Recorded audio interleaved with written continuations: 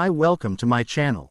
So let's start. In this video I cannot use any related picture or image because of copyright. Every once in a while, a film comes along so inept that it can trigger an existential crisis in the viewer.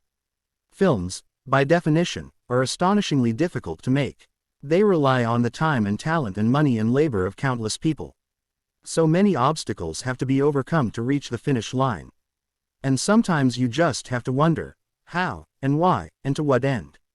What compelled good people to sign up for what is, as in the case of Assassin Club, an empirically bad thing?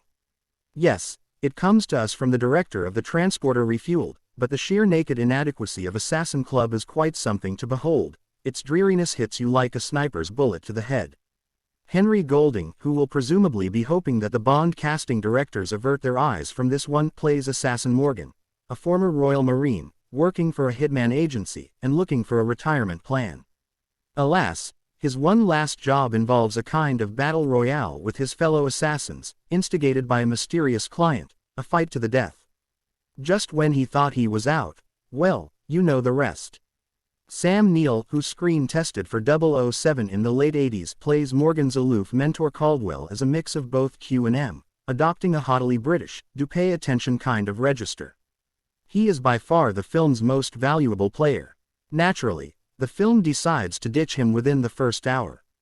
But nobody comes out of this especially well.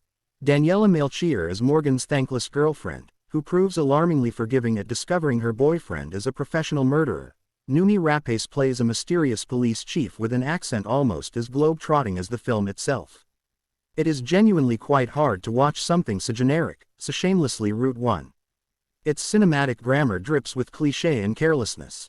Squint and you could be looking at a TV sketch parody.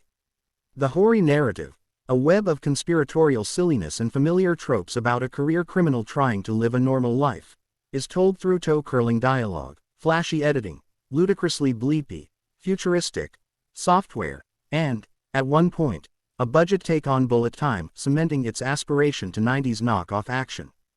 Perhaps a solid 10% of the runtime consists of basic establishing shots. We are repeatedly reminded that we are in Paris, France via stock footage of the Eiffel Tower and the helpful title, Paris, France. If there is any saving grace to the film, it is in the stunt work and action, the most competent department here. There are a couple of half-decent car chases through cobbled European streets, and some punchy hand-to-hand combat. But you can barely tell, the shaky camera and itchy trigger finger editing stubbornly refusing to allow for anything close to coherent. There are good, talented, hard-working people involved in this folly, but after watching it, you are left to grapple with the same unanswered questions ringing in your ears.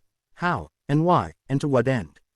Incompetent and mostly just quite boring, Assassin Club doesn't even have the good grace to be so bad it's good. Rough stuff.